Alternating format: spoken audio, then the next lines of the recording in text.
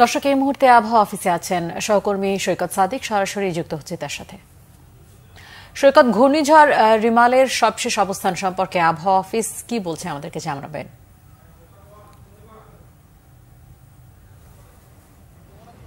প্রবল যে ঘূর্ণিঝড় রিমাল সেটা সর্বশেষ কি অবস্থায় আছে সেটা কিন্তু আবহাওয়া অধিদপ্তর এই ঢাকার অফিস থেকে কিন্তু পর্যবেক্ষণ করছে। যেহেতু 11টা বাজে তারা যখন ব্রিফিং করেছে, আনুষ্ঠানিকভাবে জানিয়েছিল পায়রা সমুদ্র বন্দর থেকে 265 কিলোমিটার দূরে সেটার অবস্থান ছিল।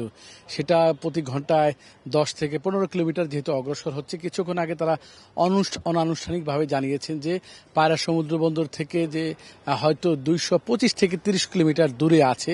এটার স্থলভাগ যেহেতু বিকেলের দিকেই সমুদ্র এলাকা বা বাংলাদেশের অংশে প্রবেশ করবে এবং সন্ধ্যা নাগাদ এই রিমেল যে বাংলাদেশের পুরো দমে কিন্তু বাংলাদেশ উপকূলীয় অঞ্চলে প্রবেশ করবে। যেহেতু খেপুপাড়া সহ উপকূলীয় অন্যান্য এলাকা দিয়ে এটা প্রবেশ করে কিন্তু পশ্চিমবঙ্গ দিয়ে যাবে এবং মধ্যরাত পর্যন্ত কিন্তু এটা বাংলাদেশের উপর দিয়ে প্রবাহিত হতে পারে বলে আবহাওয়া দপ্তর জানাচ্ছে।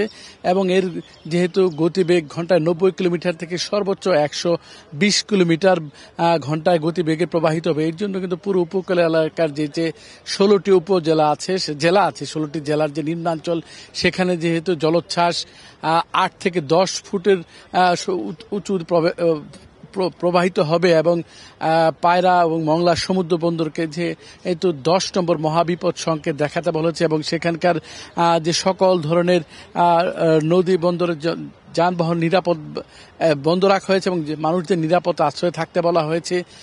চট্টগ্রাম এবং কক্সবাজারকেও 9 নম্বর মহাবিপদ সংকেত দেখা বলা হয়েছে। এবং এখন পর্যন্ত যেহেতু ঢাকার আকাশও কিন্তু মেঘলা হয়ে গেছে এবং উপকূলে বৃষ্টিপাত শুরু হয়েছে এবং নিম্নাঞ্চলে কিন্তু জোয়ারের কারণে কিন্তু পানিও প্রবেশ করেছে। এখন পর্যন্ত সন্ধ্যা নাগাদ এটা যে বাংলাদেশের উপকূলীয় অঞ্চল দিয়ে প্রবাহিত বলেই আবহাওয়া অধিদপ্তর আশঙ্কা করছে। এই হচ্ছে সিফাত এই রিমালের সর্বশেষ পরিস্থিতি।